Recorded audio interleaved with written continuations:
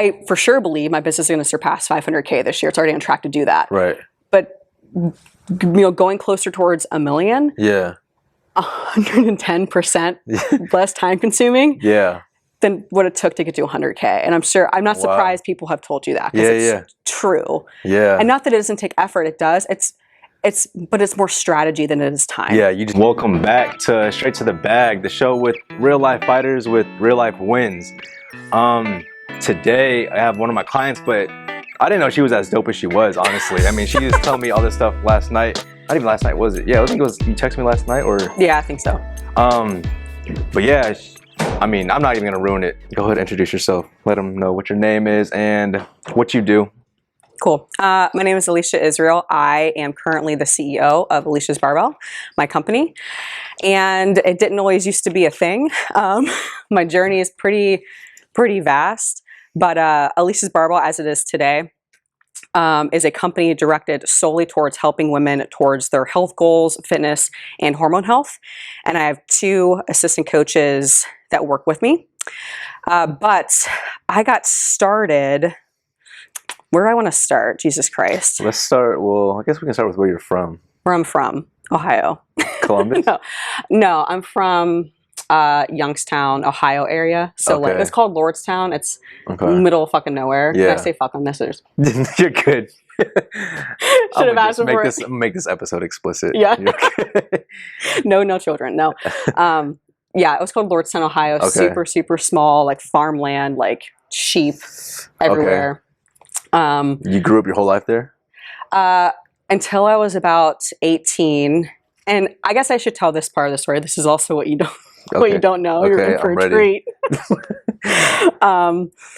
So this relates into kind of how I feel about money, why I got into fitness, and why I love helping women. So this is all kind of stemming to that. Yeah. So I'm going to make a really long story short, because I can make a whole podcast on this shit. But essentially, when me and my twin sister, I have a twin, were 18, we had to literally escape from our dad, who's now in prison. What? It was this big thing. So essentially, when we were in high school and throughout like our child lives, he was a con artist.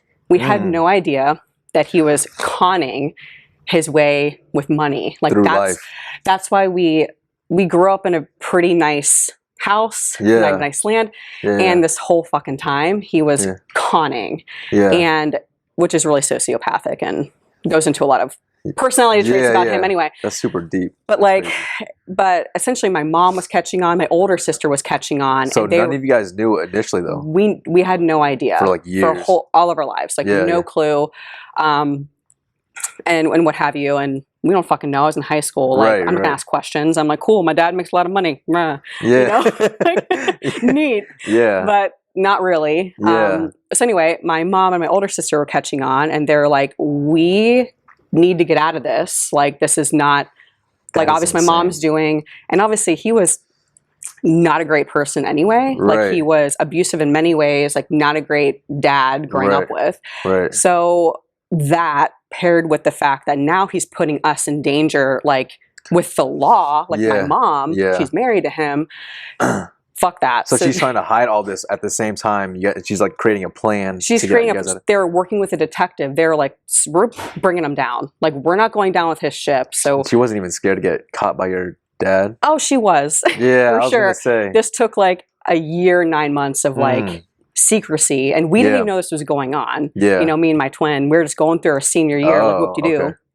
And essentially they work with a detective so that she could also get him in jail and also divorce him while he's like not there. Right, because it wasn't like she could just be like, oh, hey, I want a divorce because you suck. Yeah. He was psychotic, like crazy. Like that's I mean, he's already cheating people. Like he's cheating life, pretty much. Yeah, it would have been dangerous, literally, for my mom, but even for us. So she had to like lie and be a secret thing. And essentially, me and my sister, my twin, we had a volleyball scholarship. This was right when we left to college, and we had one of our games up in Cleveland. Okay. And my dad always came to watch our games. So this is when you're still in high school? This is when we just went to college. Just went to college. Just went to college. So first this is when we found out, like, my mom just told us, hey, this is all going down, just so you know. This has been happening. We need you on board. Yeah, of course. You know, you can know now that you're going to college and whatever, but this is a thing. Jesus. And so we went to college and we're playing volleyball. And while he was at one of our games, we had to con our dad, essentially, almost beat him his own game. Yeah. While he's at one of our games, that was the opportunity for my mom and my older sister who flew down from Boston to evacuate the house and escape and leave. Take all their stuff out and just leave. And take the shit, take the dog, and just go. So that she could be free of him. Because at that time, like, he wasn't arrested yet. He was still out, had no idea we knew about what he was doing, had no idea the detective was involved. But that was the instruction. She was working with the detective, like, we need to get out. So that was the plan, you know, phase whatever of this fucking plan. And so our dad's watching this play. She's escaping with my sister. You guys know this at the same time you're playing? Yeah. Worst game in the history of my life. I was going to say, what kind of game was that? Fucking sucked. It was terrible, so stressful. So I'm freaking out, hoping my mom gets everything she needs, and just knowing the aftermath. This is going to establish our lives are completely changing. Here moving forward. Right. You know? So essentially, he leaves the game. We text our mom, hey, he's deucing, you got to get out. Yeah. And that was it. You know, he showed up, empty house. That was the last time you saw him? No, it wasn't the last time we... Kind of.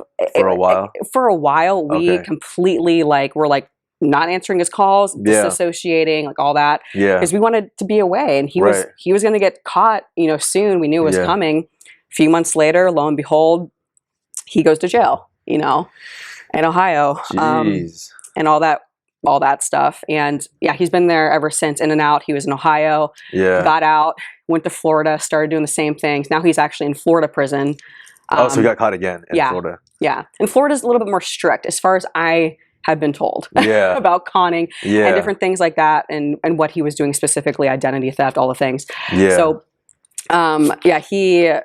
he's in Florida now, still in prison, and he doesn't get out until 2025, I believe. Okay. But that's insane that, I mean, that's honestly pretty soon. I know, right? But he's been there since I was 18. Oh, it's wild. So it's long ass time. Okay. So that all happened. So that is a big part as to why I never will rely on anyone financially ever. Because what if my mom didn't have a job? Right. She was a director of nursing. What if she had no means to take her kids into a safer situation? Right. And have the ability to leave. Yeah. What, you know, that's why I'm so adamant about women, make your own way, make your own money, be safe. I mean, you have a daughter, I'm sure, daughters now. Yeah, I have 2 daughters now. Right. So, I'm sure in the future, you would always want them, you know, to be able to take care of themselves. 100%. Yeah. Yeah. So that absolutely is where that came from. Yeah. Honestly, I really love that you train with me, because now I just know there's a couple more women out there that are more confident when they walk to their car. And things like that, I didn't really understand. We were watching something the other day, and Sin was like, when was the last time you felt genuinely scared? I was like, I don't know if I've ever felt I mean, maybe once or twice in my life, but she was like, I think a lot of women feel it almost every week or every couple of days, if not every day for some people. Yeah. And I was like, that just blew my mind, because I have 2 daughters now. So now I think about all right, well, I'm not here forever. What are they going to do when I'm not here? Right. You want them to be, you know, to have autonomy, and you want them to be able to hold their own, because it's going to transcend their whole life. Yeah. You know, and that's a big part of why I love helping women be strong. It's not even just physically, but emotionally, mentally to leave toxic relationships. Yeah. If you have family members that are not healthy, how can we exit that? So that's, you do that all in your coaching program. You don't just, it's not just nutrition and lifting. There's a huge mindset component. Breaking glass ceilings, a lot of boundaries. Yeah. I didn't know what the fuck boundaries were as a kid. I wasn't allowed to have boundaries. You know, my dad was very overwhelming and just controlling. His show. It's everything is you do it my way. There's no other way. Yeah. Type of thing. And so yeah, it left a lot of opportunity. I shouldn't say opportunity, but just a lot of like misguided how I view the world, how I viewed my power in the world. When did you start realizing that was misguided though? Like obviously you don't know then, but honestly, probably not until my late 20s, I swear to God. really?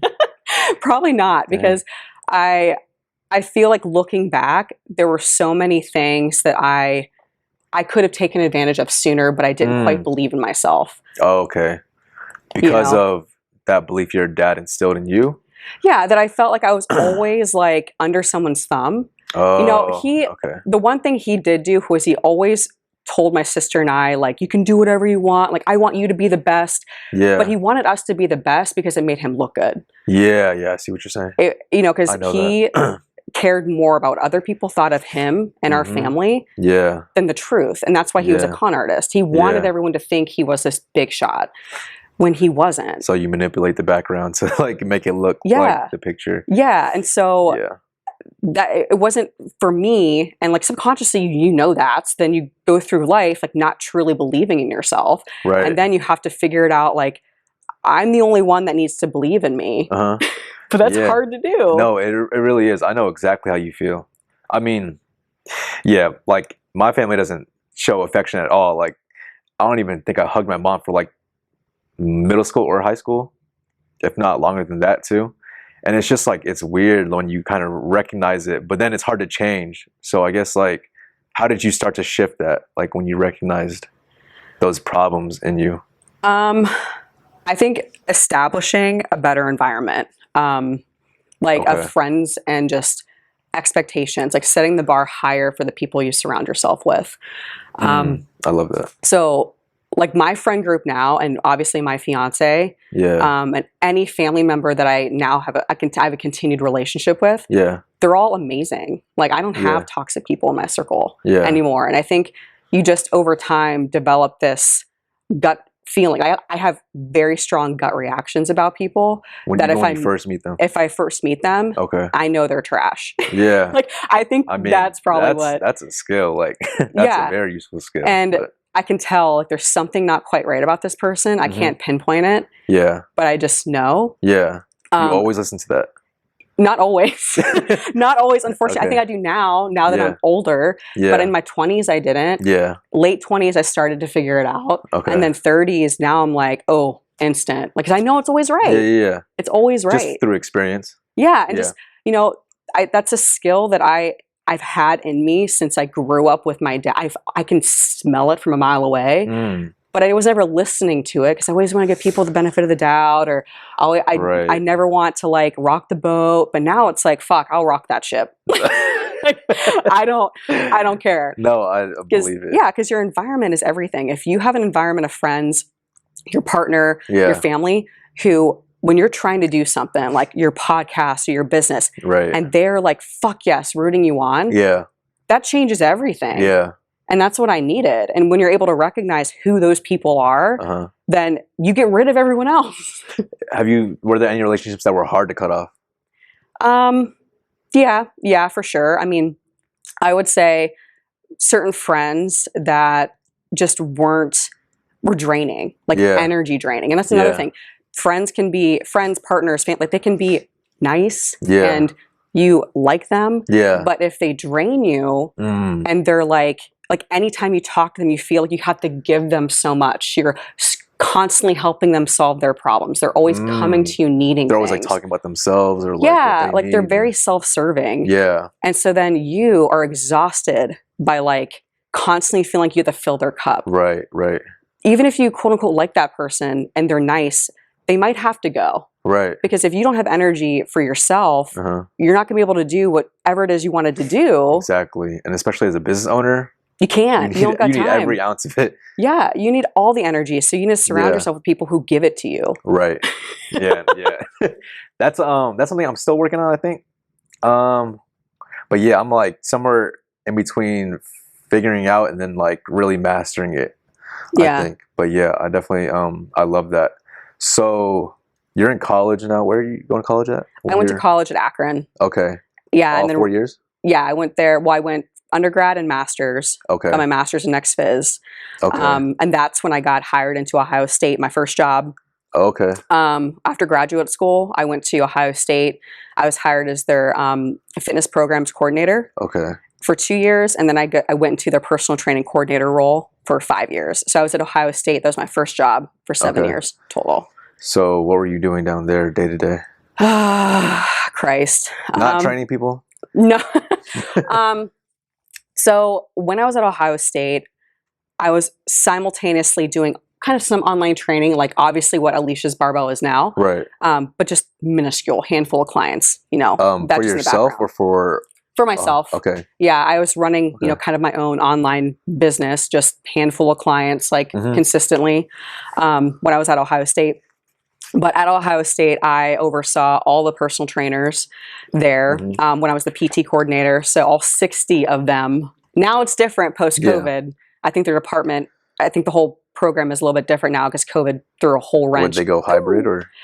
I don't know what they did. I just know their staff is a lot smaller. It's not as robust because obviously they had to shut down shit for like a year. Yeah, yeah. Thank Christ I left in 2019.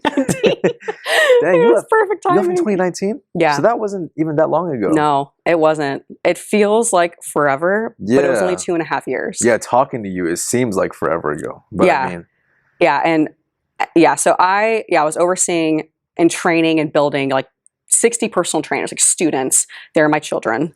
And I loved the job. Like I loved doing that. Yeah. However, there are parts of it that just were not fulfilling. Like what? I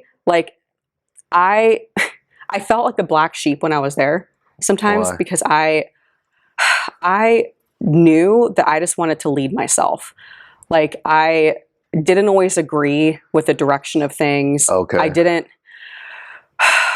I mean, I will never shit on Ohio State for everything I've learned and I've gained from them. And overall, from a department perspective, comparatively to other programs in the country, they're well above the bar. Right.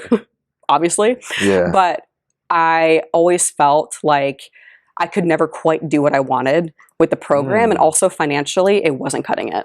Like, at all. Like, not even close. How much are you making a year? So, everyone's going to laugh now. Well, consider everyone that's listening. This was 10 years ago. 10 years ago, straight out of college. But I started at 38 grand a year. Okay. And you can do the math. Yeah. Coming into it with loans, I had student loan debt, almost 6 figures worth of debt. Holy. Yeah. Okay. Here's to me not doing math, you know, now I do. But going into that situation, realizing after all your bills are paid, cool, I like my job, but after I pay my bills, my rent, my loans, eating, feeding myself, I have like $200 left in the, bank account for the rest of the month. That's insane. You could take maybe like what, a trip every few years? Not even this. That. Yeah, it was more or less me being like, is this what having a full-time job means? You're just broke now? I wasn't broke in college. Weird. Yeah. But how did you didn't like want to pivot earlier? Because 7 years is a long time. Well, this is my idea of pivoting. Okay. Instead of me being like, hey, I should probably look to, build my online training, bigger or whatever, I just got more jobs. So instead of, I was literally working at one point 4 different jobs at once when I was at Ohio State. That is insane. I did Ohio State, which is full-time. Okay. I did my online training, which, I had a handful of clients. I also did brand ambassador stuff for Monster Energy, the drink. Okay. Yeah. Then I also did event planning for EliteFTS.com, which is like a powerlifting site, but they have their headquarters in London, Ohio, and I would help them plan their events that they would bring in and do like powerlifting events and strength and conditioning events. That is insane. I was doing all of that for like the last 2 or 3 years, maybe 4 years, when I was at Ohio State. Yeah. Wild, like 60-hour weeks. I was going to say, how many hours is that? I didn't stop. Like, it was funny. Did you have a social life? No, absolutely not. Eat, sleep, work, I was work, like, I just need to make money. Yeah. That's the only thing I cared about because I was living in such scarcity. Anyone who's made that little and you start going into credit card debt to live, and you're like, fuck, this is what a full-time job is. There's no other kind of stress. Yeah. then Yeah. you're just constant scarcity, which means all you want to do is just produce. Like, I need to make more. Like, that's all you care about. You just keep like, you're fixated on the money. Yeah, you don't even have like a desire to do anything else because you just need to do this. Yeah. And so, yeah, I, instead of being like, hey, I should probably like navigate my next step. Yeah. Instead, I was like, I'll just do all these jobs and and again, not do math and like, hey, let's actually figure out like how much you'll be working, cost per hour, like all, no. Yeah. So it was the most draining 3-ish years of my life. That is insane. That's insane that you kept that up for 3 years, first of all. And then, yeah. Not to mention the destruction that had in my hormones, my body, my health. You can imagine. It was, and I was competing also. I competed in bodybuilding during at the same time? Yes. What the? And I got in the best shape for my last show. Oh my God. It's crazy when you have a lot on your plate, you just figure it out. Yeah. You don't have room for error. Where did that work ethic come from, first of all? Because that's crazy.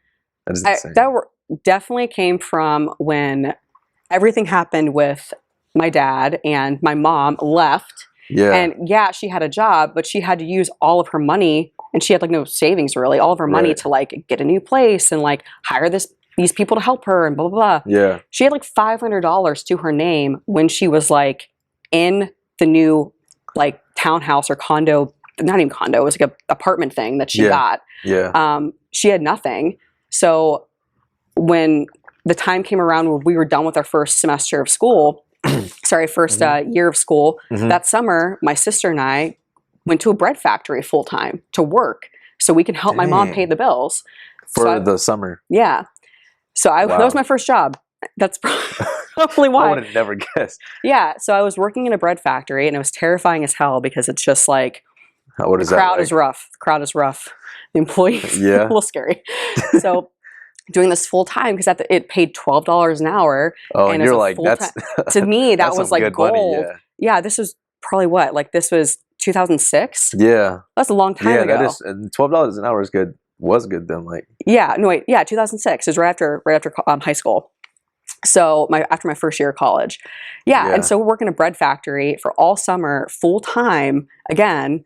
Like, and I would just give my mom a check every week. We got paid weekly too, which is pretty cool. Yeah, so I'm like, you're like, probably, I'm like, this is it. Yeah, here, mom. Yeah, the deal was I would give her my check, and I would take $100 that week from it, and I can do whatever I wanted with it. But the rest goes to her to help. So that's probably where it came from, is because the back against the wall. Like if you don't have a choice, it's amazing. Like you might think like, oh, I could never do that. You'll be surprised when you have to. You're like, you can. Yeah, you can. 100%. And at the time, like, flash forward to Ohio State, when I was like, I need to make more money to pay my loans and just live. I don't have a choice. Yeah. So like, you're like, this oh, is I've been what here I'm before. doing. That can do this. Just works. Yeah, this ain't the bread factory. I'm rolling around in a monster truck giving out like drinks. This is easy. Like, yeah, it's time consuming, but all the jobs I had were really fun.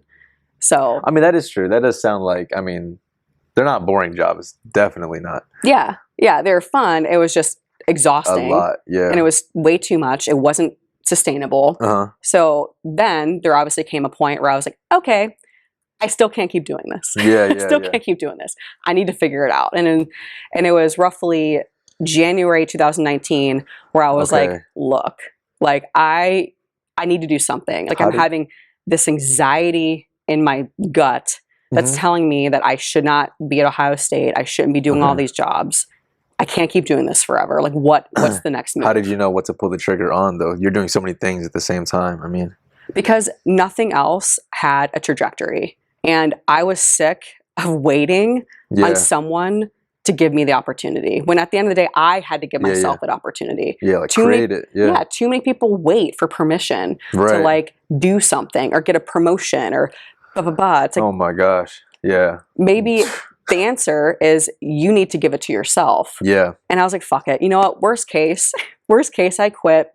Yeah. Like what's the worst that can happen? The worst that can happen is I'm back in this position and I would have to go back to a university-based job or like, okay, well, I'm already here. You already have all this experience too. Like, yeah. So it's not like, so really there's no risk to me betting on myself and doing this because I it's not like I'd be left on the street if I fail. Right. No, I'd go back to where I am now. That's the worst case scenario. Yeah.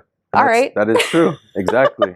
So yeah, so it was January 2019, and I was like, I'm going to declare it. I'm going to tell everyone I know that I'm going to quit in July, you know, and Oh, so you 6 set months. that's a target now. Yeah, I set my 6-month goal. I was like, in 6 months, I'm out, done. And I told everyone I knew. Yeah. Because, you know, like I was telling you before we were chatting, if people know I have a goal, Yeah. I'm going to do it. Yeah. Because I don't like failing in front of people. You and me both. I 100% feel that. That's like my fastest way to get something done. Yep. I'll just tell Sin or I'll tell my mom.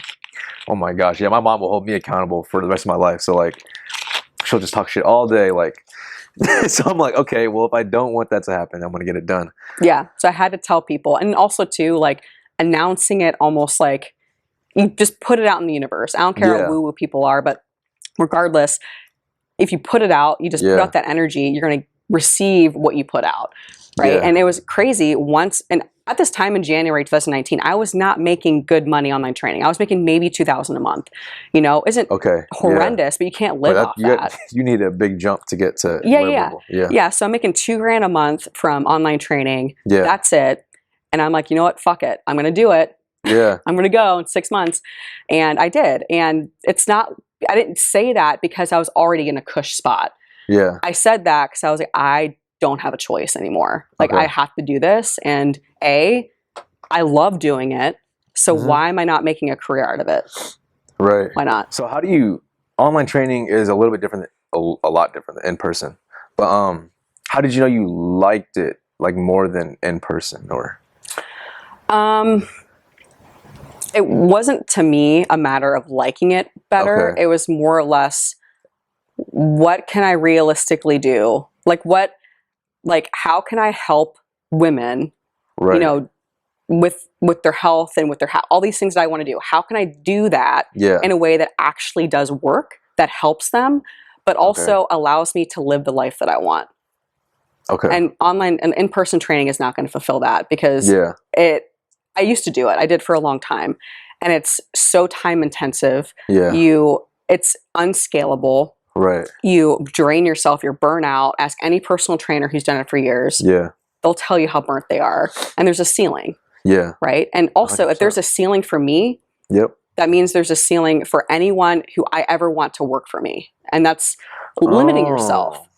You know, it limits yourself. You know, like, you know, people need to think like more like bigger scale. Like it's not just about you. Like the more I started thinking less about myself and more about how can I impact the world, not just with me, but with the women I work with, but also the women I can hire. You know, providing jobs. There's no income cap. There's right. If I do everything myself and I want to do nothing but in person, like that's it.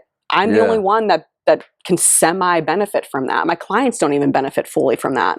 Because I can't, I'm still limited on what I can do with them because of my time, my energy. But if you can pull yourself away from that and say, if I can help someone from an online perspective and also completely maintain my energy, and then also hire coaches and teach them and you know, feed into them, and they can do the same thing, it turns into like just this compound effect. You know, and all now you have to do is just keep doing it. And now we can help vastly hundreds and thousands of more women than ever than I could do by myself. So you have to also ask yourself, like, you know, when you want to be, there's nothing wrong with being a solo entrepreneur, like doing everything yourself. There's nothing wrong with that per se, but you have to think about what is the life that you want? What is the impact that you want to leave? You know, if you want to keep it chill and small, go for it. But if you truly have a passion for helping a lot of people in a good way, and you also want to live a life of abundance and not like exhaustion, then you have to step away. You have to. And you have to build something, and you can't scale in person nearly as efficiently as you can online. I know a lot of trainers that do hybrid, like that wasn't even something you want to do, or you want to just go all into the online? I want to, you know what, it's funny, I was considering doing a hybrid. It was funny, when I left Ohio State, I actually came here to Self-Made. Really? And and I talked to the owner, Wes, Yeah. and I almost did. I was like, I can do some stuff here. I can do some stuff online. Mm-hmm. However, for me, you know, and I talk to Peter, my fiance, all the time about this stuff, and he was like, Alycia, like, do you not think you're just creating a distraction? Do you not think that by you dipping your toe into, because I'm so used to doing that up to that point. I was so used to having my hands in so many pots. Yeah. Because that's how I knew, that's what I knew worked for me in the past. Yeah. Right? I did everything. Wow, that's big. You're hitting me, but go ahead. Yeah, and he was like, focus. Yeah. You know, this is what you want to do. Yeah. Do it well. That's the only, and that's why I was like, you know what? You're right. I don't need Is he a to be business doing owner? that. No, he works in finance. Okay. For Cardinal Health, but he is very much like me in terms of his values of like growth and leadership and evolve, like constantly evolving. And he'll call me on my shit. Like he's easily one of the biggest reasons why I even went you know, all in on myself, because he was totally for it. You know, we had those conversations because I was worried, like, you know, if I make the leap into doing my online training full time, that's going to implicate you too. It's not just me. And we were like, living together at the time. And we weren't engaged yet, but still, like, that was the path. And so I didn't want to completely fuck us. Yeah, exactly. You know, and I mean, he was always supportive through the whole thing. And then, and, you know, I didn't want him feeling like, you know, well, it's on you now because I fucked up. Because, you know, I never want to be, like, feeling like I can't take care of myself, like, ever. Yeah, going back to what you were saying about that. So that's like super, like, that's a no-go zone. I don't go there. But yeah, he was like, no, like, I got you. Like, even if you fail, I got us. Like, we're good. Like, you need to do this. That's so beautiful. You know? I love it. Yeah, and I don't know if I would have done it if he wasn't so supportive in that lens. I probably would have kept, you know, just pushing it off and procrastinating. But he was like, no, just go ahead. Do it. Man, so what was, do you remember how you got your first online client though? I know you said you started doing it at Ohio State. Do you remember how you got client number one? The reason I started doing it was because I had an in-person following at Akron when I was in grad school. I was working with people in person. You were already training them in Akron. Yeah, because I was, you know, getting my master's in next phys. I was already a personal trainer. I was doing all the things. And I had my group. And then once I got the job in Columbus, I clearly had to be like, bye, like, sorry. And they asked, like, hey, can't you just like send us programs? Sure. That was it. Like, so literally I was just sending my Akron clients programs and nutrition. And back then it wasn't called online training. It was just called giving my old clients some shit, like, to follow, like a technical term. So did you even charge when you first started, or how was that? Yeah, I mean, I did, but it was so little. It was like here, $50 a month, like so minuscule. And now it's like, don't do that. Good Lord, don't do that. But I mean, I do think there's something to be said for, like, I would even help people for free. Like, I would do so much to learn. And that allowed me to be really fucking good at my job. You know, whereas a lot of people, especially when they get started, you know, I totally understand where people want to charge, quote unquote, what they're worth. I'm sorry, you're not worth shit until you actually can produce results. Wow. No offense. People need to listen to that part over again, because I hear that a lot, especially with how many business coaches and mentorships and all that stuff there is now. Everyone's like, charge this, and they're like, I haven't even created my offer yet. Right. I was like, you need social proof first. Exactly. You need, like, people you've worked with to show that you are actually, like, is your product or service worth this? Cool, then charge it. If you don't even have a client yet, then your product is worth zero. Right, exactly. Start doing stuff for free. And then... and that also too, you learn, like, it teaches you too, like, how to actually work with people. What type of client you want to work with. You know, but if you go in the gate expecting, like, everyone needs to pay me $500 a month and which to a point you can get there. Go for it. You can get there. But, like, you're actually going to limit yourself because you're not going to work with enough people to develop a skill set. And you're also not going to learn quickly, like, who you want to work with and who you're good at helping. Yeah, right? you have don't to know learn any of that stuff yet. No, you need a volume of clients. I work with everyone under the sun. I worked with literally anyone that would like ask Really? for help. I don't care who you were. Obviously, like Yeah. within my scope of practice, I'm not gonna Right. like help someone with physical therapy. But like Right.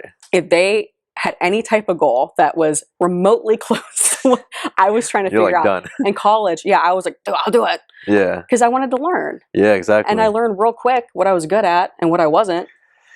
I mean, that's a painful process, but I think it's necessary. And a lot of people try to skip it because I think a lot of people are used to working for money. Yeah. So they're like, okay, if I'm working, I have to make money. Right. And But there's nothing wrong with that. yeah. But also like you have to think less transaction and more long term. Yeah. Like I might be doing like even with a podcast, you don't make money instantly, but long term, no, it's an investment. Yeah, Long exactly. term though, you have an asset that and now then it's exponential and it grows by itself. And, yes. But like so same thing comes. It's not always like transaction. It's like this experience is going to move me forward. You don't need a like here's $1. Like not always. And if you have that mindset, especially as a business owner, that everything has to be a one-to-one transaction. Oh my gosh. Yeah. I was gonna you just need to pray about that one. That one's that would be tough. I mean, okay, so you're starting the online training now and you're taking it serious. So I guess what did you kind of have it figured out? You had the processes and the systems figured out when you first wanted to make this jump in January, or luckily, honestly, and this is again why I'm thankful for Ohio State, is because I had to have insane systems for that.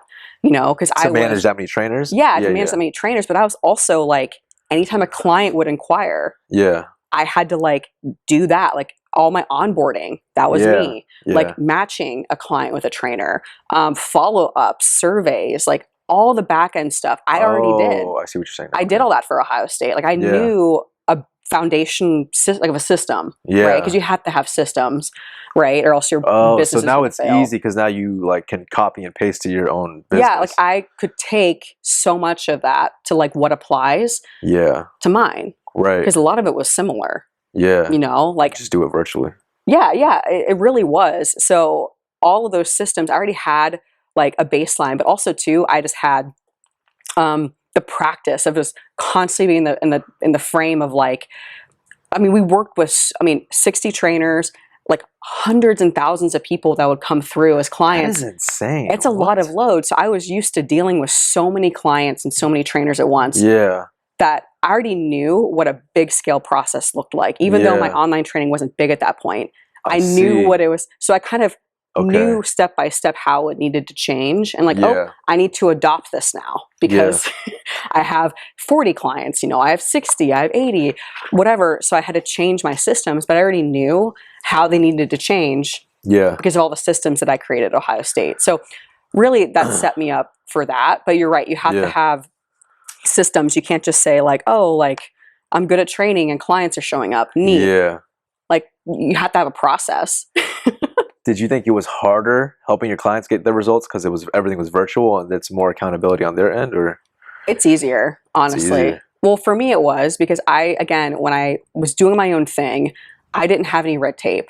At least not nearly as much. I could do their nutrition. I could, you know, do the training the way I wanted to do it. Yeah. And when you're able to do someone's nutrition, not just train them, sky's the limit. There it goes. Yeah. Like, especially if you're working with like fat loss clients and things like that. Like, if you just work with them 2 days a week in the gym, versus you do their whole program plus nutrition, plus they check in with you weekly, plus all these accountability tools, like.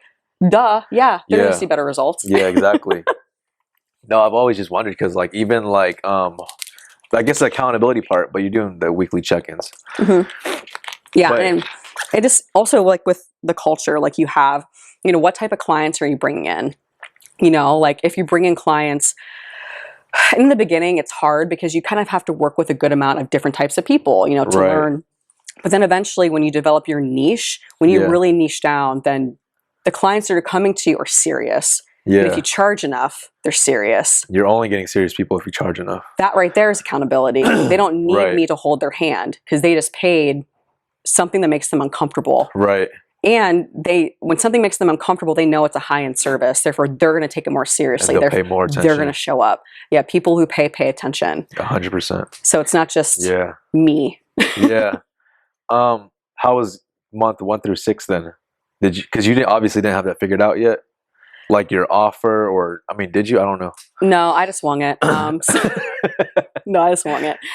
I will say, back then, this is also why I wish that I would have just like taken it in like 2016 or something. Yeah. It wasn't nearly as saturated as now. COVID made the online space pretty rich with trainers. Oh, yeah. Pretty rich. Not to say you can't do it. You definitely can. You just have to go about it a different way. So back then, I didn't really need an offer. I just had a reputation. I had a decent following. Yeah. And that's once I kind of was promoting more clients on my social media, and I was kind of showing, hey, I work with people. People just raised their hands. It's just once they kind of knew, like, oh shit, she works with people online. Yeah, she's consistent. I didn't have to do shit. So a lot of it was organic through Instagram?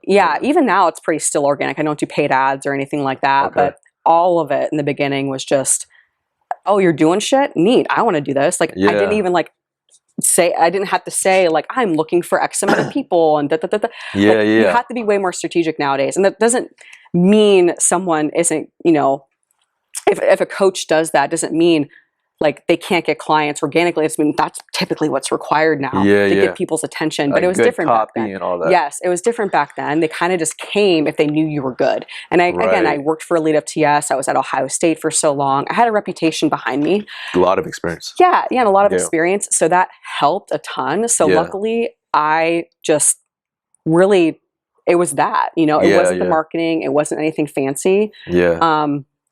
It was, the first 6 months, I started like 2,000 a month. And then I swear to God, once I just announced it to the world, applications are just flying in. And I'm like, okay. Yeah. And I'm just posting results online, posting my stories, like And then by the time I left in July, I was making $8K a month, That is that's impressive. And I was doing a bodybuilding prep at the same time. You were still doing competitions and stuff. Yeah. Jeez. Yeah, that was my last year competitions. But yeah, and then by the time I left, I was making $8K, and I was like, holy shit. Well, what was the hardest part between those months? Like for you to just get a handle on in a business? It's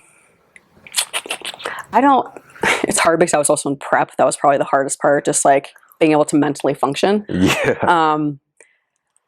I think the hardest, I don't even know if it was hard. It was like uncomfortable, like getting comfortable with being uncomfortable, because the day that the day after I left Ohio State, like officially, like here I am on my own. Yeah. I just felt this constant state. I mean, I still feel it, of this constant discomfort, Because, like if you stop, then everything stops. Well, because there's no guarantee. Right. But there really was no guarantee with Ohio State. You just felt like there was. You felt like there was. Yes, it was a feeling. But then when you're on your own, that feeling goes away. And now you're like, I got to do the thing. Yeah. Like, I can't stop. I have, this is it. Yeah, like, exactly. You can't.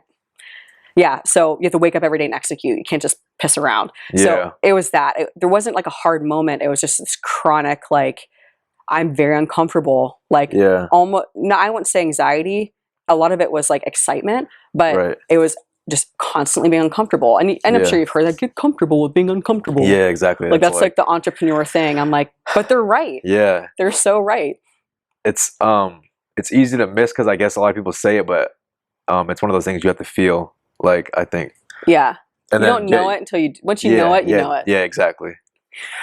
Man. I'm exactly the same way. So that's why I'm just like at a loss for words, because it's like, I can't describe it, but when you know it, you know it. So what is it like in July now?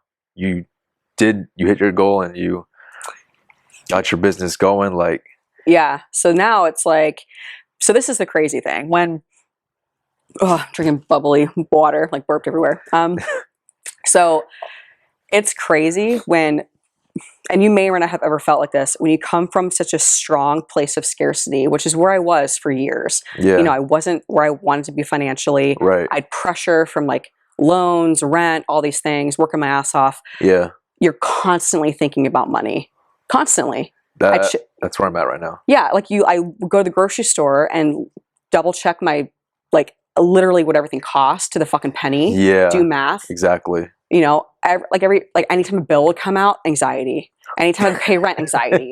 Check my bank account. Check my bank account. I never had more than a couple $100s in my bank account, ever, at any point. You know, ever. That is let alone a wild. savings. Yeah. What's a savings? What is that? You know, and so going from place to that to then making, I just made $8,000 in a month, and this is when I was doing it by myself. That's straight profit. This is probably, I mean, so okay, so this is like 2-3x times whatever you ever made before. Like, yeah, I had an initial sense of just like total badassery. Like, I'm just like, look at this, like, you know. But the funny thing is, the more I've made, I've transitioned to saying, I make this to the business makes this. Yeah. And I care less and less and less the more that the business makes, because I've slowly moved from a place of scarcity to abundance where I don't think about money anymore. Okay. And I'm not obsessed with it. I'm not chronically in fear. I'm not constantly looking at what everything costs at the grocery store. Right. So that feeling of, here, I'll give you an example. When back in the day, when I like first made like my first 10K month, I was like, you know what? Well, I want to make 40K a month because that's more than I made in a year at Ohio State. You know? Yeah. And when I do that, I'm going to buy myself some red bottom Louboutins, those, the tennis shoes though, because I don't wear heels. What is that? I'm going to buy myself some 6 shoes, $1,000, like whatever. Of course, you know, eventually that 40K month came. Yeah. And I remember sitting there looking at my Stripe account and just being like, I don't feel any different. Yeah. I don't want to buy those. I don't want to buy those shoes. Yeah. You're still who you are, and you. Yeah. I don't feel like a badass because it's never going to be enough. Like, okay. I see what you're saying. I feel like in the beginning, I was so focused on money that that's all I cared about because I was so broke for so long. Yeah. And then eventually, when I was away from that, I was able to be like, I love this because of what it does. Like, I hired full-time coaches, and it's so much bigger than that. Yeah. That I'm like, I don't give a fuck if I made 40K in a month. I'm not wasting it on Louboutins. Right. How can I put that back into the business to grow it? That's a whole nother trainer and then some. Yeah. Yeah. Like, why would, like, no, like, what else can I do with, like, it's not about me anymore. Right. It's about this thing. This business. And when you get to that point, you don't have reactions like that to money because it was never about the money in the first place. Right. You just didn't realize it. So you making that much money like took away the financial stress for you, and then you were able to shift? Yeah. And this is what I hate when people say, oh my God, just be abundant. Think in abundance. And they hate that too. And they fucking tell people that are like busting their ass and they're broke. I'm like, oh, yeah, they're making like 30K a year. Yeah, I'm like, you know how I got to be abundant? I stopped being broke. Okay? Like, and it slowly transitioned. And I don't know when the transition happened. It's slowly, you stop being scarce. It took a while. It took at least over a year. I mean, yeah. And for you, you've been building that thing for longer than a year. So I wouldn't even say that you started that online training in January to July. No, it was like way prior years to that. of building it. And then the just had like all that work had to catch up to your business. Right. And you know, so you can't just say, oh, just think in abundance. No, you got to work in abundance. You got to work for that. And then when you're there, your mindset does start to shift because you're not scared anymore. Right. It's really hard to operate out of fear. You don't usually make the best decisions. Yeah. And that's how I was operating for years. I didn't want to leave Ohio State because it's safe. Fear. Yeah.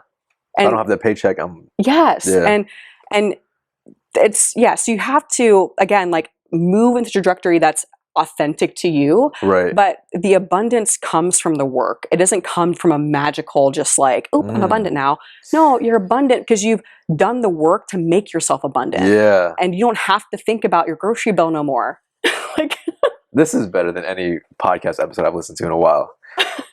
You're talking good right now. So, okay. I got you. I'm here for it. I love it. Okay, so you're abundant now and you're building the business. When was the first hire? Do you remember? I mean, I made a few on and off hires for things. Again, when I had like 85 clients to myself. I was like, I just need help. Someone just help me. Someone just help me. Yeah. And so I made a few coach hires just to get people off my plate, but they weren't. It was more of like, again, a scarcity thing. Like, I just need to hire someone. Blah, blah, blah, Yeah. you know, whatever. But my first true hire was my coach, who still is with me, Coach Mackenzie. Okay. I hired her back in 2020. Actually, it was August 2020. So a year of doing everything kind of completely like on my own after I left Ohio State. So I hired Mackenzie, and she's been with me ever since. How did you know like she's the one? Were you guys friends before? Or? No, she was actually referred to me by one of my mentors. Okay. And honestly, like, yeah, she had a great skill set, and she was also graduating ex-phys, like had all the bells and whistles and all the certifications. But really, it was her as a person, because she is so sweet and caring, and like she, even to this day, is like ride or die AB. Like she will do whatever it takes to like grow the business. She is for it. She's not for herself. She obviously, like, I want all of my coaches to be financially in the best place possible. Right. But that's not why she's here. You know, she loves actually, you know, helping women. She loves what we do. She loves what we stand for. And so when I was talking to you about this when we were one of our sessions last week, but hiring based off of values over skill set.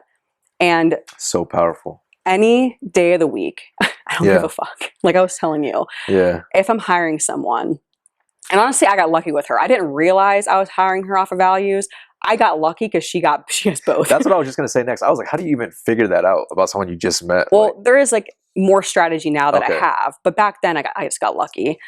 But now that's what I look for. You know, if I'm hiring someone, do they encompass the values that I have and also the company has? And if they have a skill set, great. But also too, you could teach someone a skill. Most of the time. So would you hire her if she didn't have all those credentials and stuff? Yeah. So I would rather hire someone who has my values, the company values, that hold, maybe they have that to a higher standard than their skill set, and I can build their skill set. Because I mean, I built Mackenzie and Alex, my other coach, their skills. I helped them build their skill sets. I have no problem doing that. But they both uphold the values, like, again, with integrity and ownership and all of these things that I can't give that to you. Like you are born / that's built in to you with your own personal experience, and your own decisions, and all that. What kind of decision maker are you? You know, that's a lot different than me teaching someone about how to read a hormone panel. I got you. I can teach you that. You know, but I can't teach you to be a good person. So I recommend for anyone to, you know, make them take a personality test. So we do personality tests when we hire.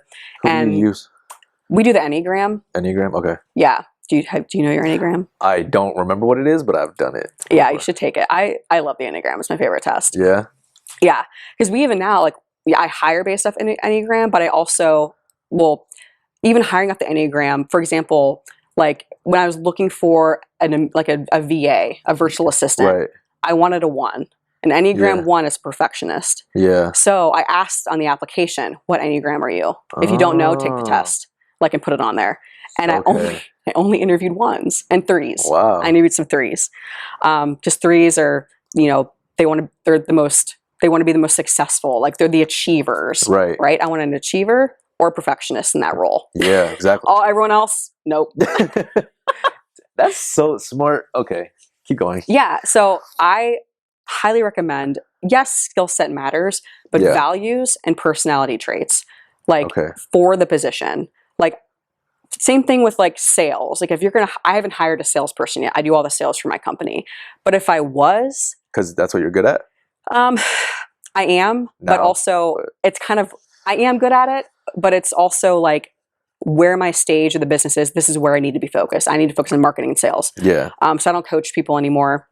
I just focus on that part of the business and obviously making sure my coaches are supported. Yeah. What have you. But I know if I want to bring a salesperson in, I know what number I want them to be on the Enneagram. And I'd make them take the test. How do you know this stuff?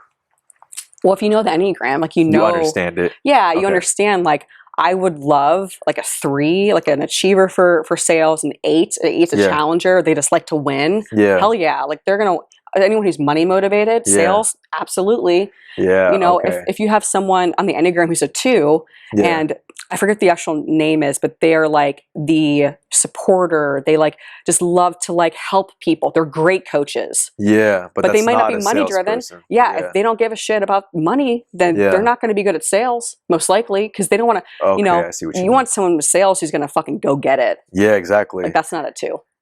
Yeah, not at all. It's not a 2. They're like, oh, this is uncomfortable. Or a 9. A 9's a peacemaker.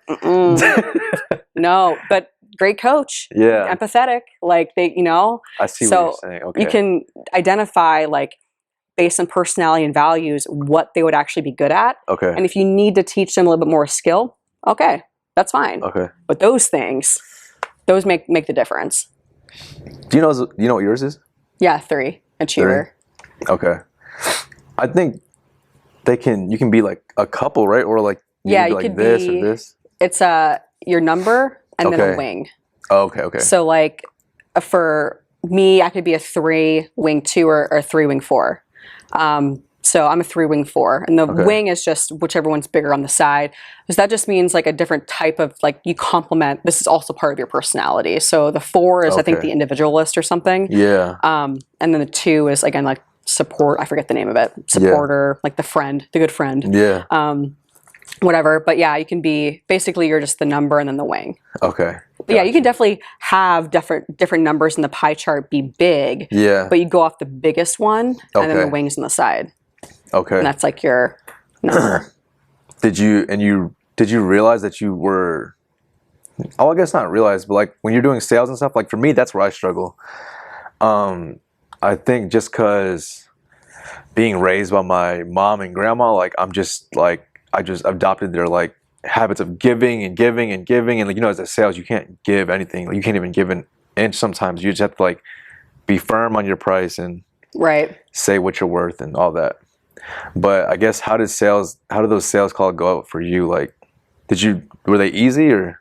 No, I mean I was doing quote unquote sales calls, you know, back in you know, when I was at Ohio State, but I didn't know that's what it was. I just got on the phone with someone, like trying to figure out their shit. And like, cool, it's $100. You good? Yeah. Like terrible. Like sound good to you? Yeah. And I would like go on the call and be like, so I'm Alycia. These are all the things that I do. Yeah. Like, you're talking about your business and all of these things you offer. Like, who gives a shit? Yeah. So exactly. I had no skill at all. Yeah. Yeah. It wasn't until I hired mentors that I actually learned how to do sales. But you're right. I hated sales in the beginning. Okay. Because no one like enjoys shit they're bad at. Yeah. Who says that? Like, you know, when people say like they're running a business, like I just don't do the marketing side. I don't like it. I'm not good at it. Yeah. You're not good at it because you're bad at it. Like you don't like it because you're bad. Because you're bad. Yeah. You know, but the more you practice, you get good at it, and it's amazing how much fun shit can be when you're good at it. You know, like, oh, like I'm good at sales now. Yeah. So magically I like it. Yeah. Weird. And it's a direct correlation to like growing the business. You have to have sales. Right. So if you're good at literally something that is very transactional of you know, I just made a sale, therefore the business is now growing. Yeah. Win. That's dopamine. Love it. You know. How did you know your first hire needed to be in the coaching side and not the sales side? Well, it should.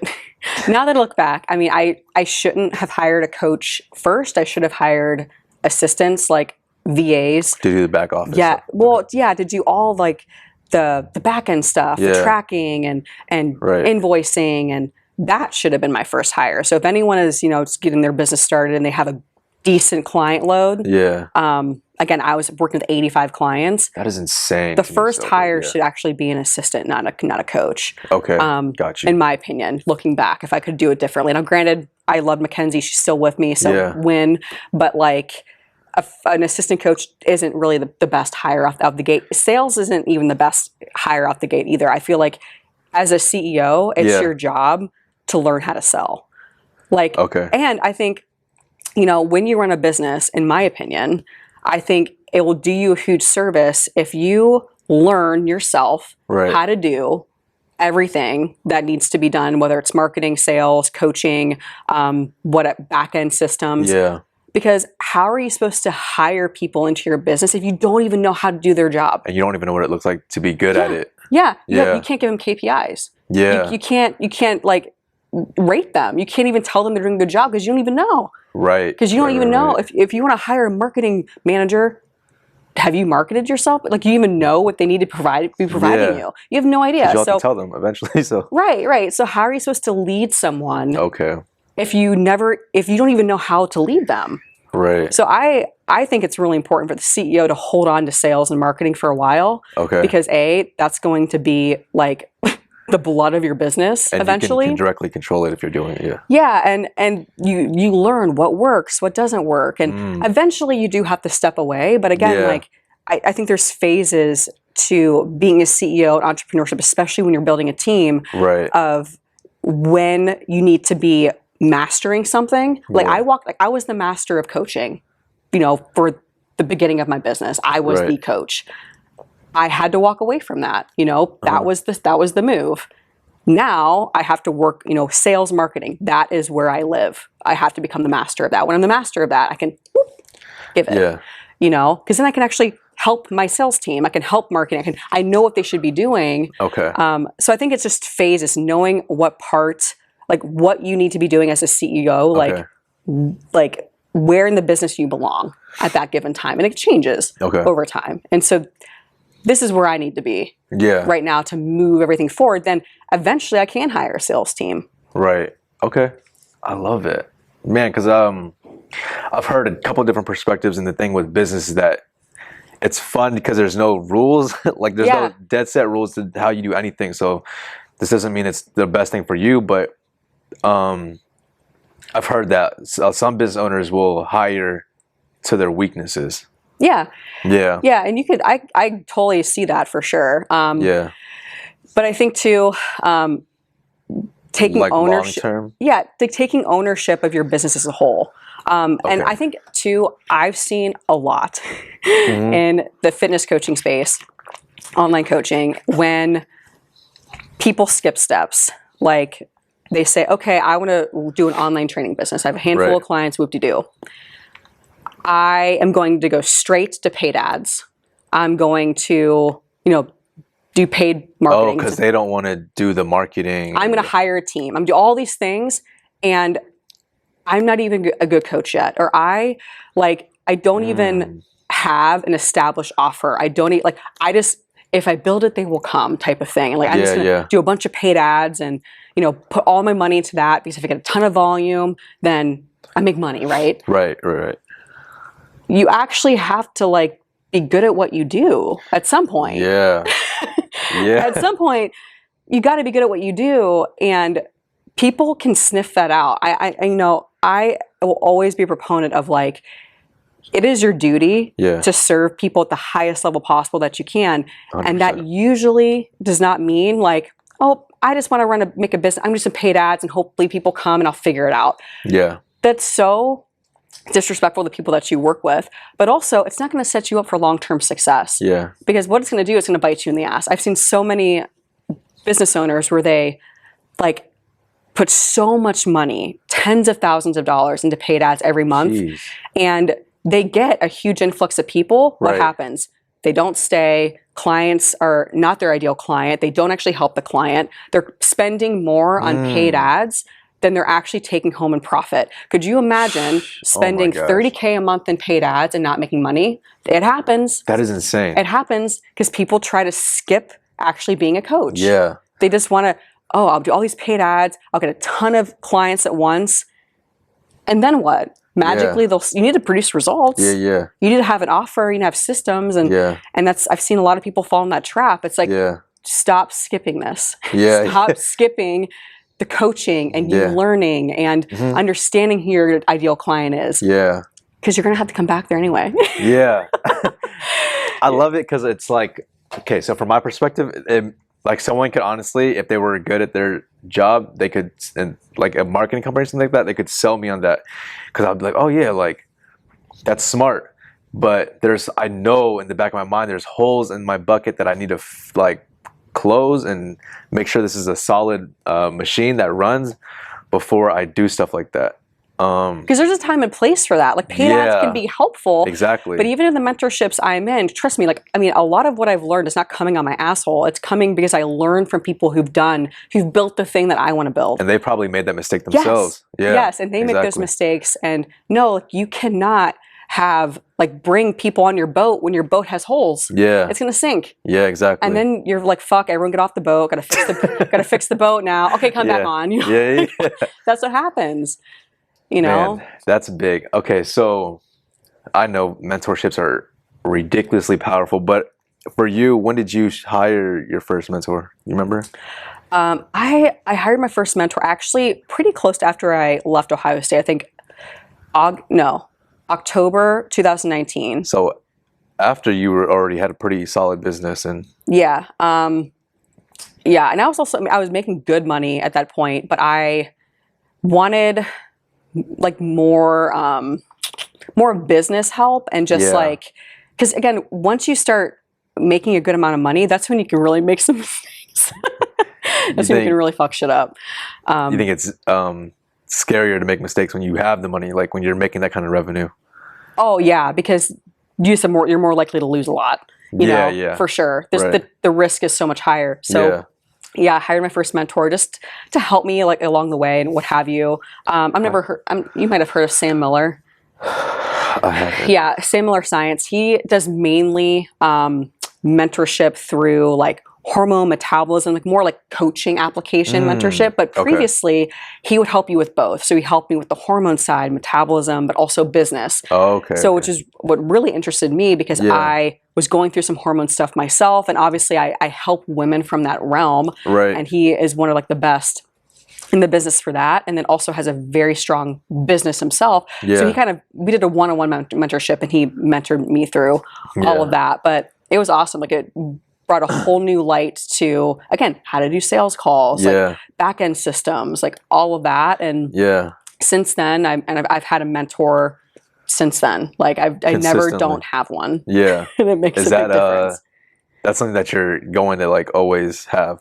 Probably in some capacity. Because for me, like I was telling you before, if I invest in something, especially like mentorships aren't cheap. They're not supposed to be cheap. Yeah, exactly. They're supposed to hurt. Right. And when I do that, at least, it puts my back against the wall, puts a fire under my ass. But also, like, I'm very much like, give me the thing and I'll do it. I'll execute it. Like, I don't need to fuck around. Like, I'll just, if you tell me something's going to work, I'm going to try it and do it. And so I know that I will get new shit done, but I'm not going to like pussyfoot around. Like, you know, like I'll actually like execute it really quickly if I have some type of mentor. And plus too, like if you find a mentor that jives with you and that produces results for you, ride or die. Like I will stay here forever. Yeah.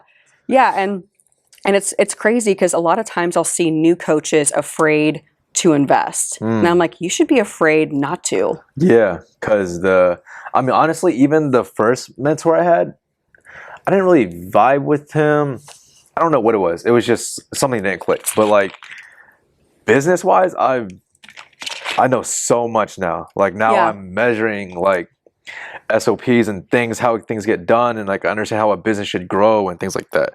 Or even like just even sales by itself. Like but yeah, that was huge. I haven't found one yet that I really like can connect with, but how did you find that? Do you just keep searching? Luckily, they're friends of mine. Okay. So it kind of worked out. Okay. No, I knew. So I was in IFCA, and then I'm currently in Legacy. So the IFCA Okay. first, which is Impact Fitness Coaching Academy, Right. and now I'm in their Legacy program, which is more like higher level. You're right. And Aaron Diamond, Jordan Duggar, obviously own that, but they also Right. own a very successful online training business. So they still do train. They do, yeah. They still like own and operate, which is very. Again, I always say. Yeah, I was gonna say, not to cut you off, but I said that's a very underrated, because a lot of coaches don't do what they're coaching people on. Yes. Yeah. That. Yeah. They still have a 7-figure online training business plus Wow. their 7-figure coaching business. When they How can, do they? so why are would they you robots? not? Why would you not want to learn from someone who can do that? Yeah. Because a lot of times business coaches leave. They don't want to do the fitness side anymore, and they just do coaching for business owners. Yeah. Okay, but what if things change in the business? Yeah. Exactly. Whereas, if anything is changing, if something new is that they've learned from and they all have mentors. Like Aaron and Jordan, they have mentors. Right. All the time, multiple sometimes at a time. Yeah. So it's downstreaming. So not only am I learning from them, but I'm learning from their mentors, indirectly. Yeah. And I know who their mentors are. Yeah. And I can't even so I'll imagine. take that. But if they ever execute something for T4E, like their online training business, that works, guess who gets it? We do. Yeah. And then we see the direct, in real time too. Yeah. So it's invaluable. The investment pays for itself. Okay. So that's the thing. It's like, how'd you grow to your business this size? Yeah. Because someone taught me how to do it. Because they did it and they're doing it. Yeah. Man, it doesn't get easier than it that. expedited that very quickly. Very quickly. I can't even imagine. Man, now I might hit them up. I highly recommend, and let them know I Yeah. sent you. I will. Get you your affiliate. Anyone else? Shameless plug. Man, no. Honestly, I've seen them. I've seen them on IG, and their content is so valuable. Like, I can't even imagine what they would tell you with the one-on-one call, and they're just looking at your business. And Well, the funny thing is I was making just on their free stuff alone. Yeah. Is how I got my business to 10K a month. Seriously, just following them? Yeah, just tweaking stuff and following, and they send out free stuff all the time. Their Facebook group. Yeah. That's what I absorbed that, and that was enough to get me, to 10K months.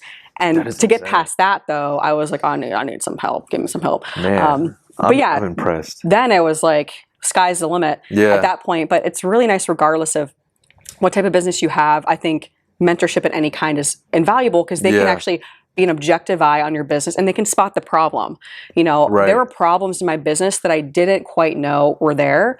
I was thinking, I just need more clients, or you thought it was something completely different. Yeah, once you have an objective eye, you can say, okay, no, actually, this is the problem. Yeah. This is what we need to fix, quote unquote, and this is how you fix it. That's another thing too. You can know what needs to be fixed, but it doesn't mean you know how to do it. Right. And that was a big problem I had. Yeah, that is. Because there's strategy involved in how you correct things or how you adjust and pivot your business. Right. That if you don't do it right, that can fuck you. Yeah, that can sink the ship fast. Yeah, and when you learn from someone being and it was so funny when I came to them with, here's my mess. If I know I'm fucking shit up somewhere, what do? They're like, oh, we've done it before. You're fine. So chill. I was like, I'm panicking. That didn't give you your relief? You're not panicking? And they're like, no. You'll be fine. This is easy fix. Yeah. Blah, blah, blah. And I'm like, really? Yeah. So then, again, you understand you're not the only one. Oh, I'm not the only one that did this. This happens to a lot of online, oh, okay. Yeah. And what happened? I fixed it. Yeah. And they told me how, and it was easy, and it was fine. Well, when it was easy, it wasn't easy. It was a lot of hard conversations. But I knew how to have them. Right. From what I know, from what other coaches have done, and just being in mentorship, you can see everyone else's work too. I know you're a very high level executor, but what do you think was the key to that?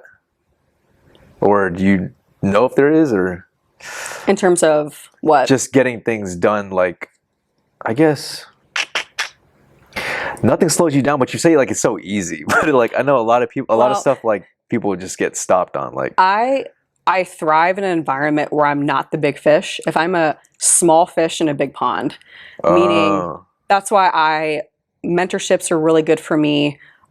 Surrounding myself around people who are also really successful, more successful, like I guess how you deem success, but I guess financially, because it's a constant reminder that I'm not there yet. And that makes me execute, because when you are constantly in the room and you're the smartest in the room, or if you are the most successful in the room, you might be in the wrong room. 100% in the wrong room. You're in the wrong room. Because again, when I go to like legacy retreats, or if I, hang out with, my friend groups and different people that I'm close with, I'm like, fuck. I thought I had a good month. God damn it, back to the drawing board. Whereas if I didn't have that conversation, I didn't see that person over there winning, and I'm congratulating them, I'm not looking like, oh, fuck them. Like they hit 50K or 60K or whatever the fuck, and get jealous and frustrated. I look at that and I'm like, I'm going to talk to you later. What's your sales process? What'd you do? How'd you do this? And you collaborate and you learn. And when you put yourself in that environment with other people who are just, again, high level, and they want to go there, you're going to go there too. But you're not going to go there if you're killing it. You're the only one killing it in the room, because everyone's looking to you. No one's guiding you. You're guiding everyone else. Right. And there's a place for that, but like, definitely not all the time. I mean, now it makes sense to me, because now I can just be like, I just imagine myself in those rooms, and like, it probably makes it seem a lot easier than being by yourself and thinking that thought and trying to hit that next level without being in proximity with those people. Yeah. And when I first, became closer friends with Aaron and Jordan specifically, I would be invited to their parties, like they're at their house and just events. I was intimidated as fuck. Like I would go into that place, just look around, and I'm like, I don't know if I belong here. Exactly. But then you just have to keep showing up. You keep showing up. And then eventually I feel like I do belong here. But I also know like I can learn from every single person in this room. And that's super powerful. Oh yeah, man. I can see it in my head. But okay, let's talk to 18-year-old Alycia. What would you tell her? Like top 3 tips. You had 5 minutes to talk to her. Oh God. I would say, oh man. Shit. I would honestly be like, girl, like, you're going to crush it. You don't even know. You're going to crush it. Just keep going. Honestly, I almost feel like I wouldn't say anything because she had to do with those things. Like, I wouldn't tell her like, oh, like, don't go to college, like go straight on. I wouldn't, because all of that is what brought me here. And I would, honestly, the only thing I would say is like, keep going.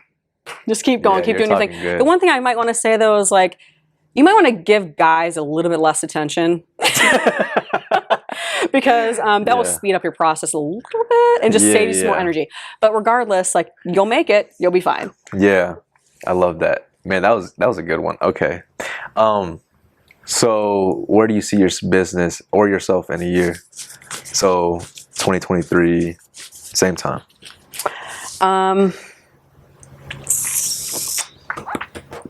My business or me personally or everything?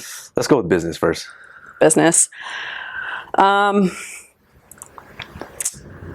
like a financial perspective, I absolutely want 2023 to be a 7-figure year. That's a huge goal for me. This year, we're definitely on track to surpass 500s. That's amazing. So I don't think that. You think you're gonna double it next year? Oh, yeah, for sure. I'm gonna do it. I know you're gonna do it. Because the thing that I've learned too is that getting to 100K was the hardest thing I've ever done. I've heard that time and time again. But yeah, that's what I'm saying. People think like, oh wait, you think 500K to $1 million is the first 100K is so hard. Because of the and limiting draining. beliefs and all that stuff? Yeah, it's mostly that. You're doing everything yourself because you have to learn it. That's your learning curve. Yeah, yeah. But once you get past that, you realize, oh, I see how you do this. Okay. Oh, this makes sense. Everything starts clicking and you can see it. Yeah. When you haven't even made your first 100K, Yeah.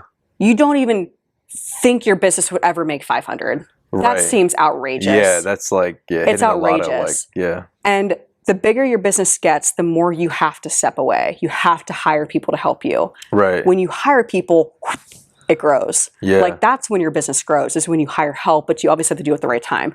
So Right. yeah, when, like, you know, I for sure believe my business is going to surpass 500K this year. It's already on track to do that. Right. But, you know, going closer towards $1 million, Yeah. 110% less time consuming Yeah. than what it took to get to 100K. And I'm not surprised people have told you that, because it's true. Yeah. And not that it doesn't take effort, it does. But it's more strategy than it is time. Yeah, you just got to execute on the strategy. You have to make the right decisions. Right. So what is going to take you from an effective 500K to $1 million is not that you are giving your time. Mm-hmm. It's you're making the better decisions than you did when you're making 100K.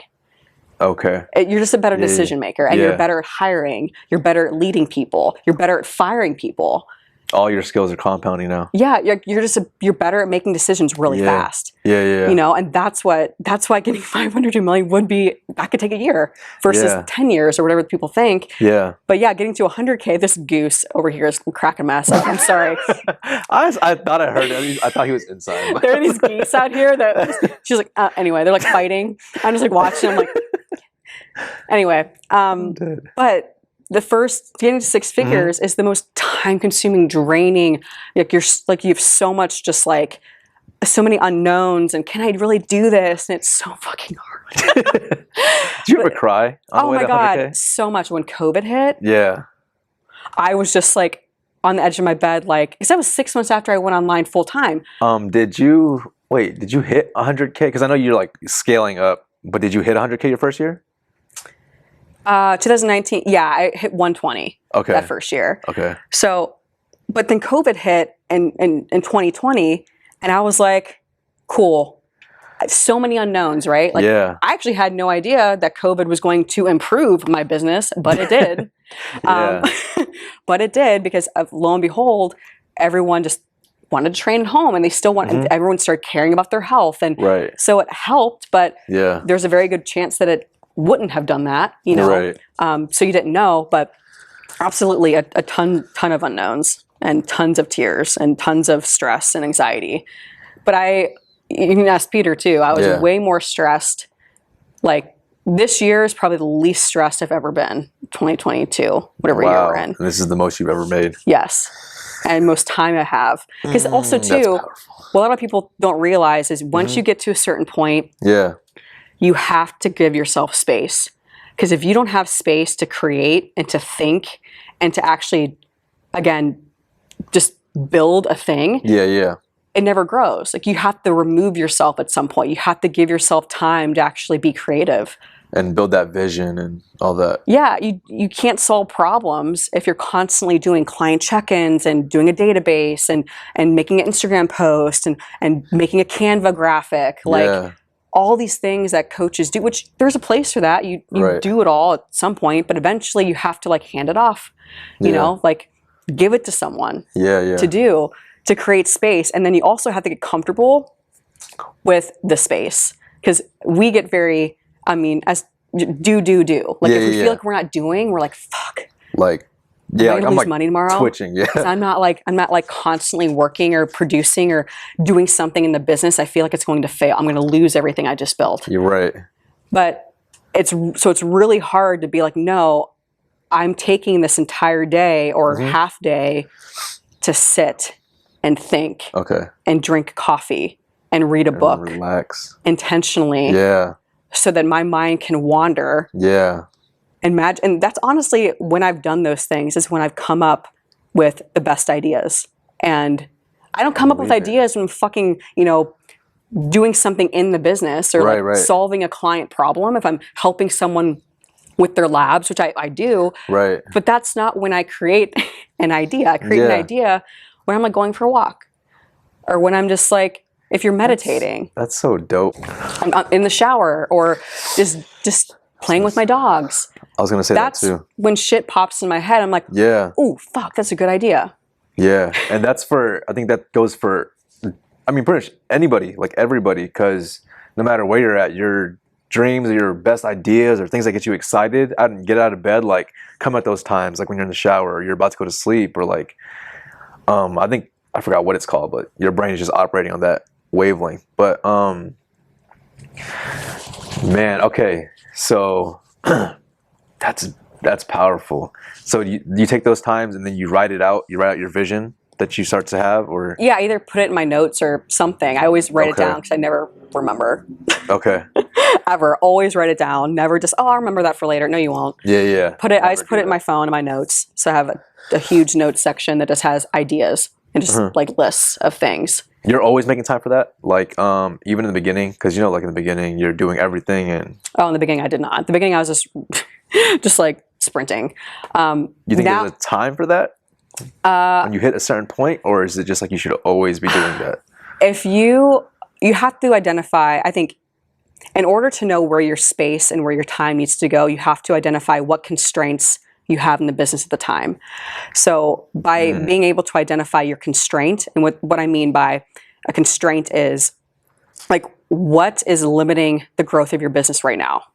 Okay. Is it sales? Is it coaching quality? Is it retention? Is it whatever, something? Right. Find your constraint. And when you can identify the constraint, you know where your time needs to be spent, because sometimes the constraint is you. Sometimes the constraint is that you are spending too much time doing shit you shouldn't do. Okay. Like coaches who spend too much time doing their own admin because they don't want to pay money. They don't pay someone $10 an hour to do their admin for them. Right. When they realize that can save you like 10 hours a week minimum. And then you can spend those 10 hours getting sales and... Yeah, you can spend 10 hours. Okay, now that I'm not a constraint of that, or I'm not like the constraint that's holding back marketing or whatever, because I just bought back my time. Right. How am I going to use that time? And I think that's valuable at any point in your business, because when you start feeling like your business can't grow, there's a constraint somewhere. Yeah. You have to find where the constraint is. Right. And when you identify that, then you know how your time is supposed to be executed. This episode had everything I think you need to get to 100K at least. What? Yeah. I'm expecting like a payment. No, we're just gonna put your coaching program in the bio, because I feel like if you're giving this much for free, like, and this is, I know we're talking business, but man, like business is literally life. Like you just have to. I feel like the more you got a good handle on your business, the more you can like understand yourself and your life, and like be constantly improving. Right. Absolutely. Yeah. And honestly, like the more you learn about yourself and where you fuck up personally, like for me, it's ego. I have ego issues. And the more I've been able to learn and recognize, is this an ego-based decision? Or is this actually like for the benefit of the business? Or am I feeling an emotion because it hurt my ego? Or is it actually, do I need to be feeling this way? You know, being able to identify like where your downfalls are as a person and improve those. That's going to skyrocket your business, because our business is us. That's the real return, right? Yeah, like your business is you. Like you are a part of it. Like it is in you. Like everything you do about it, it's stemming from like what you believe personally. Right. And so if you believe certain limiting things, or your ego's tied up into your business, it's going to be all about you, all about you. Yeah. So what's going to happen downstream? Your coaches aren't paid well. They're unhappy. Clients aren't coming. Everything's about you, and everyone can smell that shit. Yeah, everyone can feel it and doesn't like it. Right. So if you can identify like, this is something I struggle with, I'm going to focus and work on that. Yeah. You'd be amazed at how your business will grow, because you're removing, again, another constraint, which is usually us. Right. In some way. 100%. So your coaching, your mentorships and stuff, they've help you with this I self-awareness? did. I haven't just had business mentorships, but I've also had mentorships through like emotional intelligence, like those types of mentors that forced me to dig into my own shit and like I like realizing where we struggle and our downfalls as people, because how we are as people show up in our business. Like we are like our business, you know, it's like our baby. So our like ourselves are part of that. So for me, like, you know, going through like father wounds and you know all of the stuff I went through as a kid, and scarcity and things like that, like that all had to be undug, so that I could build a better business, because those pieces of me were showing up in my business, and that's probably why it's partially why it took so long for me to get from point A to point B, because I didn't work on myself, you know, and so many entrepreneurs skip that. But if you can work on yourself, then your business by default is going to skyrocket. Do you think there's any tools out there that someone who might not even be a business owner could use to like pick apart things like that, or someone that's just starting out and may not be able to afford a business coach yet? Go to therapy. You know Seriously what? though. No, honestly, I'm dead serious. I was thinking about it, and people, I have a lot of baggage, so I know that a lot of people do. Well, it's not even if you have baggage, like you don't have to have something going wrong to utilize a therapist or some type of like mindset coach, or like people use, you know, AB and my coaches is, you know, like health coach. Well, what about mind? Like there's plenty of people out there who are like mindset, and they help people through different things, and it doesn't have to be a therapist per se. But just talking to a professional in that regard about you, like talking, like digging through yourself and your own bullshit. Doesn't have to be with a crazy mentorship. It could literally just be with a therapist, you know, and insurances can cover that too sometimes. So digging through that, because I guarantee like little pieces of like, if your business isn't growing in some capacity, or there's something going wrong, maybe the people under you like won't, like you're constantly hiring bad people, or your clients are keep going away. Like there's a reason, and usually it's us. Actually, always it's us. It's always us. I was gonna ask that next, but it's always us. We're always the problem. I mean, that makes it simple though. That makes everything simple to figure out, because then you just gotta figure out yourself. And if you are the reason shit's going south, you're the solution. Exactly. Cool. That makes it super easy, because now it's up to you. And when it's in your court, you can actually make change. You can't change shit that's out of your control, but if it's your fault, it's your control. So to me, that's a win. No, 100%. Man, we couldn't have wrapped it up any better than that. I think definitely take that one. If you're missing anything else in the interview, just take that part and please execute on it.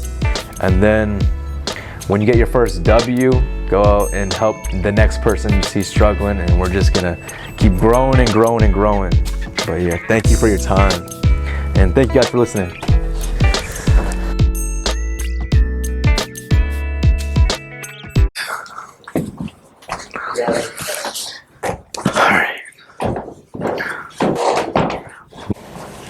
Alright. What were we talking about?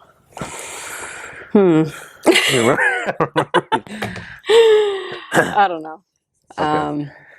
Oh, Enneagram. Okay. Check. Go ahead and say something. Hello.